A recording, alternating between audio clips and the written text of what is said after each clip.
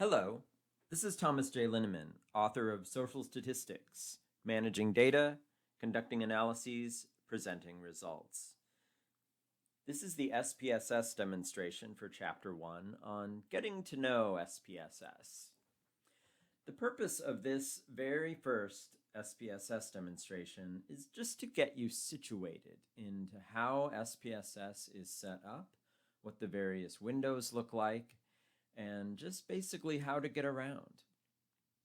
So as you see here, I have already opened up the American National Election Studies data set that I'm going to be using for all of the SPSS demonstrations.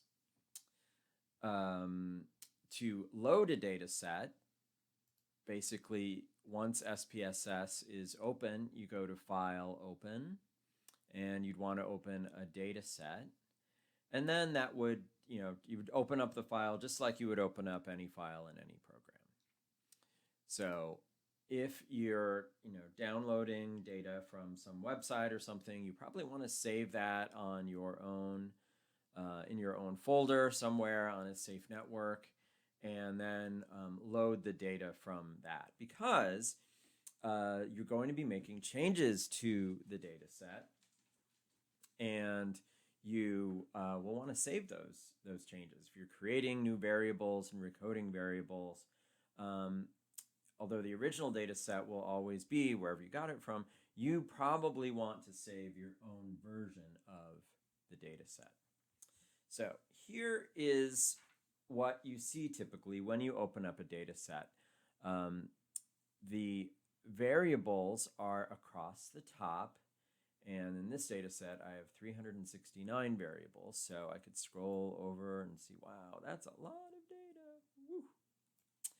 And then along the side are the cases. So each row, each column is a variable, each row is a case. So we could grab and scroll here and see that this data set has 4,270 cases. So that's a lot of cases, that's a lot of variables, and typically we don't just look around in the data set like we're doing now. But I just want to show you how to get around.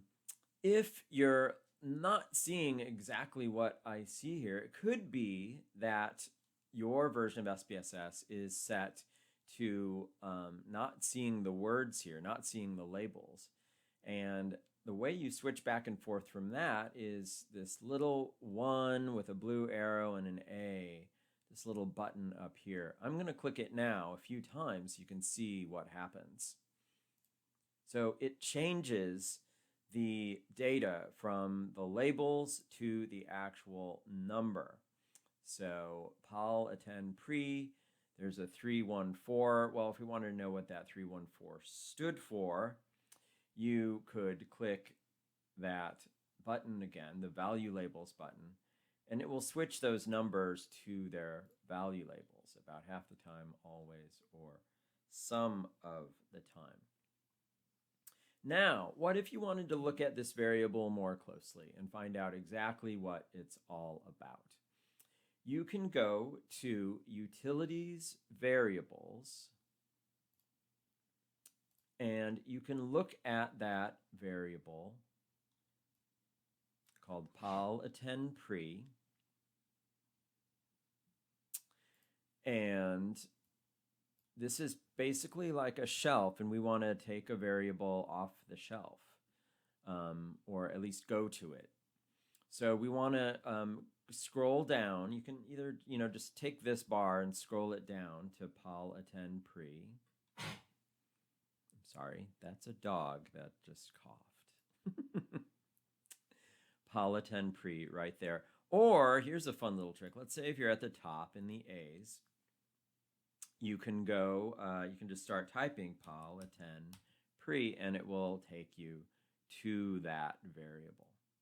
So here we are, Pal attend pre. It tells you what the variable is. It tells you how the various labels, the various values what their labels are. Now, it could be that when you opened up this, let me cancel and get into it again, utilities variables, you may not see this here. You may not see this list as I have it here. And that is because on your version of SPSS, the default of what you see might be different. So let me show you that really quickly. If you go to Edit and you go to Options, I'm going to switch this from display names alphabetically to display labels by file, meaning the order that the variables are in the file. I'm going to click OK and OK.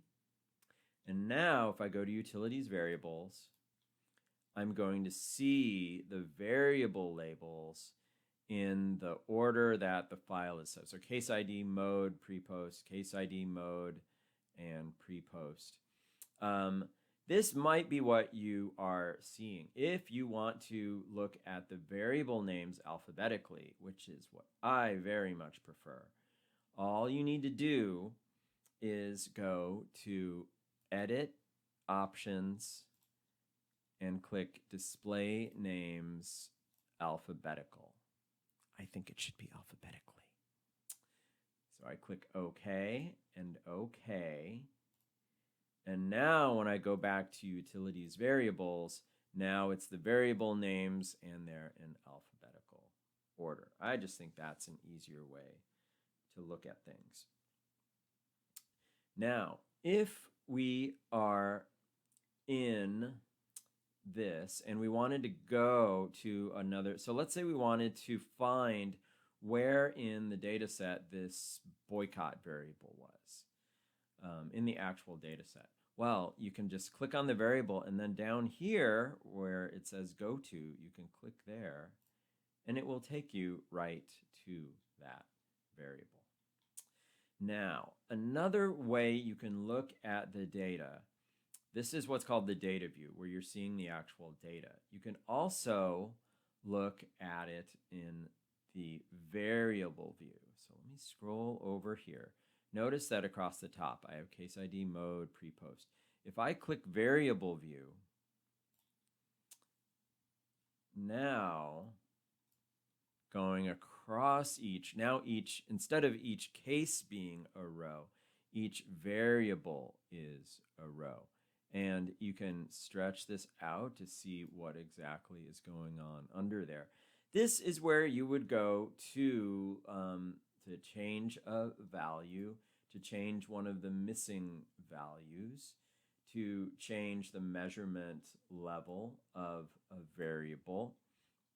So you can do a lot in here in terms of changing something about a variable.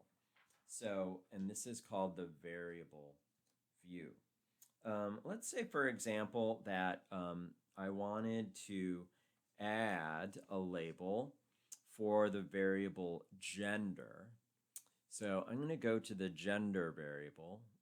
I could scroll through and look for it, but as you know, I can go to Utilities Variables and then go to Gender and then click Go To.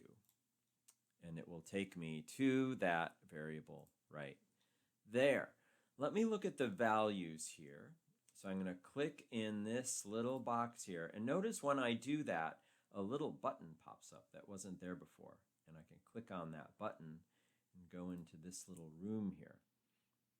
And here is where I could change or add a new value. So I could say value 4 is transgender. And then I would click add, and then I would click OK. Notice that it doesn't have the value transgender originally, but it does have an other category. And this is something new to a lot of data sets. They're starting to look at gender in a slightly more nuanced way. And so let me do one thing really quickly. I'm going to get out of here. I'm going to cancel. And you're going to learn how to do this in a SPSS demonstration in the very next chapter. But I want to run something and show you something.